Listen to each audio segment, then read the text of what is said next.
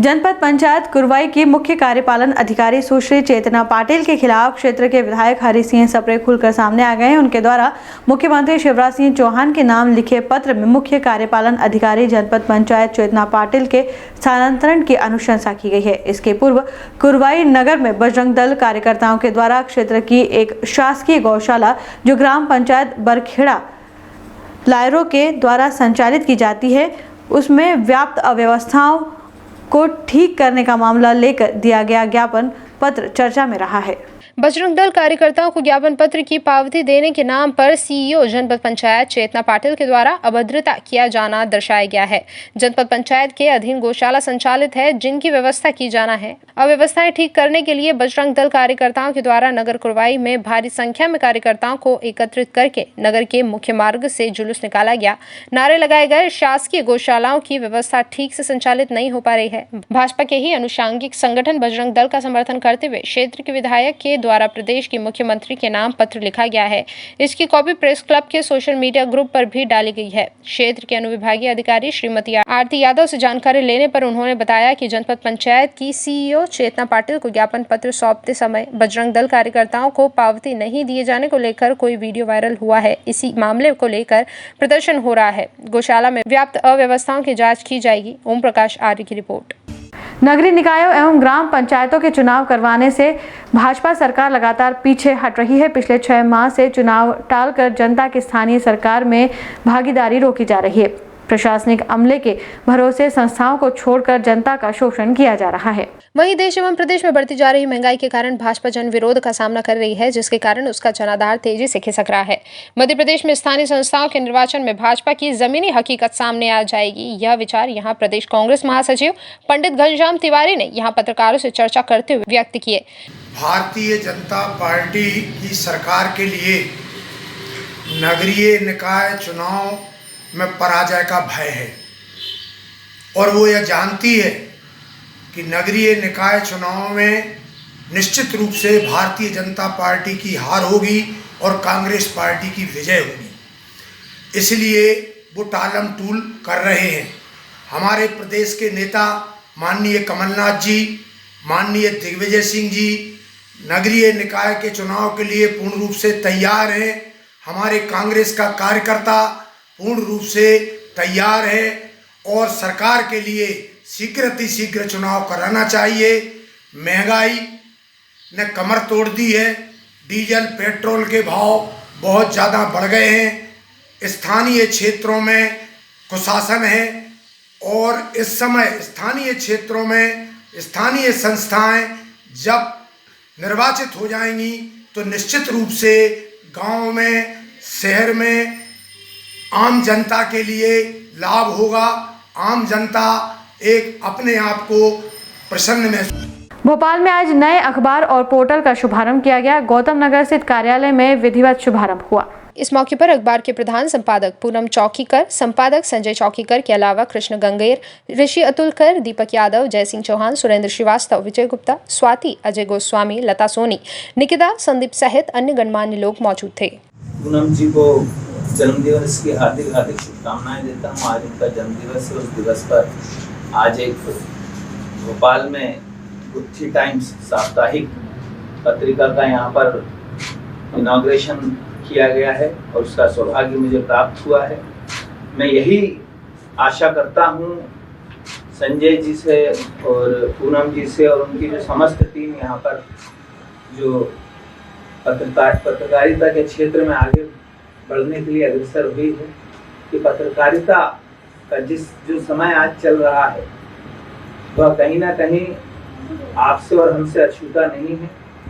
पत्रकारिता एक व्यापार बन के रह गया है। अच्छे पत्रकारों की आवश्यकता आज इस देश को है, जो जनहित के काम, जनसेवक के काम, जनता के लिए कार्य करें। ऐसे पत्रकारों की आवश्यकता आज हमारे देश में एक बार फिर आन पड़ी। कहीं ना कहीं बड़े पत्रकार सरकार के साथ साठगांठ करके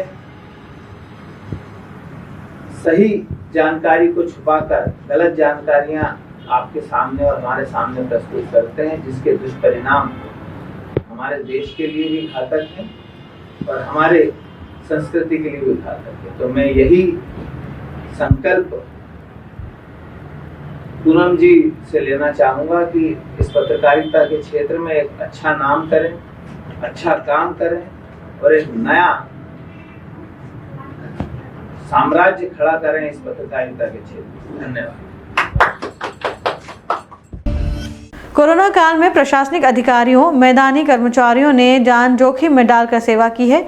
कोरोना योद्धाओं का सम्मान किया जाना स्वागत योग्य है। यह विचार यहां थाना परिसर में मानवाधिकार संरक्षण परिषद के द्वारा आयोजित कोरोना योद्धाओं के सम्मान कार्यक्रम को संबोधित करते हुए एसडीएम श्रीमती आरती यादव ने व्यक्त किए। इस मौके पर एसडीएम श्रीमती आरती यादव, अनुविभागीय पुलिस अधिकारी सुश्री ऋतु उपाध्याय, टीआई ब्रिजेंद्र मास्कोले का सम्मान संस्था के प्रदेश अध्यक्ष सुभाष बोहत, पूर्व नगर पालिका अध्यक्ष गिरजेश साहू, वरिष्ठ समाज सेवी पंडित घनश्याम तिवारी के द्वारा किया गया।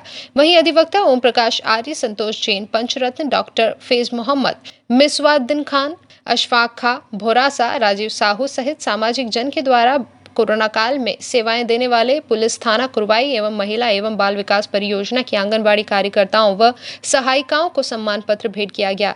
इस मौके पर कोरोना वॉरियर्स का पुष्पहार श्रीफल कर सम्मान किया गया। मानवाधिकार संरक्षण परिषद के प्रदेश अध्यक्ष एवं पूर्व जिला पंचायत सदस्य सुभाष बोहत एडवोकेट के द्वारा इस मौके पर कहा गया कि मानवाधिकार संरक्षण परिषद के राष्ट्रीय अध्यक्ष सज्जन सिंह वर्मा एवं संरक्षण पूर्व मुख्यमंत्री कमलनाथ के निर्देश अनुसार यह संस्था संपूर्ण मध्य प्रदेश में कोरोना योद्धाओं को सम्मान पत्र भेंट कर उनका स्वागत कर रही है।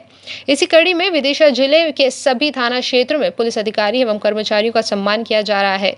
वहीं महिला बाल विकास परियोजना की मैदानी कर्मचारियों, आंगनबाड़ी कार्यकर्ता व सहायिकाओं तथा चिकित्सा स्टाफ, बैंकों के मैदानी कर्मचारियों, नगरीय निकाय के सफाई सैनिकों का क्रमशः सम्मान कर उन्हें प्रमाण पत्र भेंट किए जा रहे हैं। इसी कड़ी में कुरवाई में आयोजित किए गए कोरोना योद्धाओं के सम्मान कार्यक्रम में क्षेत्र के अनुविभागीय दंडाधिकारी श्रीमती आरती यादव, अनुविभागीय पुलिस अधिकारी सुश्री ऋतु उपाध्याय, टीआई ब्रिजेंद्र मास्कोले ने अपने विचार व्यक्त करते हुए कोरोना काल में शासकीय कर्मचारियों के योगदान को याद किया। वहीं अनेक संस्मरण इस मौके पर साझा किए गए, जिनको सुनकर उपस्थित जन समुदाय रोमांचित हुए बिना नहीं रहा। वरिष्ठ समाज सेवी पंडित घनश्याम तिवारी ने इस मौके पर नारियों के सम्मान की बात कही। वहीं पूर्व नगर पालिका अध्यक्ष गिरजेश साहू ने इस मौके पर बताया कि मानव अधिकार परिषद के द्वारा विदिशा में 11 अनाथ नाबालिग बच्चियों की शिक्षा का आर्थिक प्रबंध किया गया है। अधिवक्ता ओम प्रकाश आर्य ने कहा कि प्रधानमंत्री श्री मोदी जी के प्रयासों से हमारा देश कोरोना की जंग जीतने में दुनिया के मुकाबले सबसे आगे रहा है, जिसका श्रेय मैदानी कर्मचारियों को जाता है। आयोजन में प्रशासनिक अधिकारियों ने अपने मैदानी अमले को अपने हाथों से पुष्पमालाएं पहनाकर उनकी हौसला अफजाई की गई। वहीं इस मौके पर ग्राम नगर रक्षा समिति के कुछ सदस्यों को भी उनके योगदान पर सम्मानित किया गया। मैं थोड़ी सी तुलना पुरुष से अलग करूंगी। यदि पुरुष कर्मचारी है तो शायद उसको घर में एक अलग कमरे में उसका पूरा ड्रेसअप रख करके महिलाएं उसको अलग कर पाती थी, और महिला के लिए ये संभव थोड़ा सा मुश्किल होता था। Because I am also female. जब मैं ड्यूटी करके जाती थी, I have a little child, 4 year का मेरा बच्चा है, और वही हृदय विदारक वाली बातें हम लोग खुद करते थे। और पहले जा करके now we have change totally, and हम अपना हैंड वॉश करना will totally change our clothes, and उसके बाद उस बच्चे को बताना है कि you have to make the distance. Even उसको पूरी कोरोना की लाइन गिना देना कि बेटा why I should not to meet you, तुम दूर रहो मुझसे। एक माँ के लिए ये शब्द अपने बच्चे से 9-10 घंटे नौकरी करने के बाद बोलना, it is not easy, it is not easy, but it is not also tough. मैं इसको कठिन भी नहीं कहूंगी, क्योंकि उस वक्त मेरा बच्चा केवल मेरा बच्चा नहीं था, पूरे कुरवाई की जनता मेरी बच्ची थी। मंगलवार को जन सुनवाई के दौरान लटेरी क्षेत्र से करीब 1 दर्जन किसान अपने धनिये की बर्बाद हुई फसल को लेकर जिला पंचायत कार्यालय पहुंचे, जहां उन्होंने अधिकारियों को लिखित ज्ञापन देते हुए बर्बाद हुई फसल का मुआवजा मांगा। मंगलवार को जन सुनवाई के दौरान लटेरी क्षेत्र से करीब 1 दर्जन किसान अपने धनिये की बर्बाद हुई फसल को लेकर जिला पंचायत कार्यालय पहुंचे, जहां उन्होंने अधिकारियों को लिखित ज्ञापन देते हुए बर्बाद हुई फसल का मुआवजा मांगा। किसानों का कहना है कि इस बार उन्होंने धनिया ज़्यादा बोया था और उसी से आय की उम्मीद थी, लेकिन मौसम की विपरीत परिस्थिति के चलते उनकी फसल बर्बाद हो गई है। उन्हें राहत के लिए मुआवजे की दरकार है। ये धना साहब तो साल में चलोगा, कुछ भी नहीं बचा साहब, जितना वो पूरी ज़मीन में धना था हम 8-10 लोगों का। आपने कितनी फसल बोई थी और लगभग कितना नुकसान हुआ है? अब हमने धना ज़्यादा बोया था और वो सबरा ही नुकसान हुआ, 100% कुछ भी नहीं है। कितनी जगह में बोया था, लगभग कितने रुपए का नुकसान हुआ? हमने साहब 20 बीघा में बोया था। क्या चाहते हैं आप? हम साहब जब चाहते थोड़ी बहुत राशि मिल जाए तो हमारे जो है सामान निकल जाएगा, अब कुछ भी नहीं है। पूरे गांव के कितने लोग 10-15 लोगों का धना गया है साहब, 10-15 लोगों का। कोरोना टीकाकरण का दूसरा चरण सोमवार से शुरू हो गया है। दूसरे चरण में 80 से अधिक उम्र के बुजुर्गों को कोरोना का टीका लगाया जा रहा है। नगर के राजीव गांधी अस्पताल में सुबह से बुजुर्ग कोरोना वैक्सीनेशन लगवाने के लिए अस्पताल पहुंचे। सुबह से लेकर देर शाम तक करीब 200 लोगों को दूसरे चरण का टीका लगाया गया। कोरोना संक्रमण से आम लोगों को बचाने के लिए शासन ने सोमवार से वैक्सीन का दूसरा चरण शुरू किया। इसके तहत 60 साल तक के महिला व पुरुषों को जिन्होंने वैक्सीन के लिए पंजीयन किए थे, उन्हें अस्पताल में वैक्सीन लगाई गई। सुबह से ही वैक्सीन लगवाने के लिए लोग पहुंचे और देर शाम तक वैक्सीन लगाने का कार्य चला। राजीव गांधी अस्पताल के प्रभारी डॉक्टर रविंद्र चिड़ार ने बताया कि वैक्सीन के दूसरे चरण में 60 साल तक के पुरुषों और महिलाओं को वैक्सीन लगाई गई। उन्होंने बताया कि वैक्सीन के दूसरे चरण में हम लोगों को करीब 250 लोगों को वैक्सीन लगाने का लक्ष्य दिया गया है। वैक्सीन को लेकर लोगों में काफ़ी उत्साह देखने को मिला। जिन लोगों ने वैक्सीन लगवाने के लिए पंजीयन कराया था, उन लोगों को वैक्सीन लगाई गई है। वैक्सीन लगाने के करीब आधे घंटे तक संबंधित लोगों को डॉक्टरों की निगरानी में रखा गया, जिससे कि उन्हें कोई परेशानी ना हो। कि आज हमारे यहाँ पर 60 प्लस जो हमारे सीनियर सिटीजन हैं उनका वैक्सीनेशन होना था।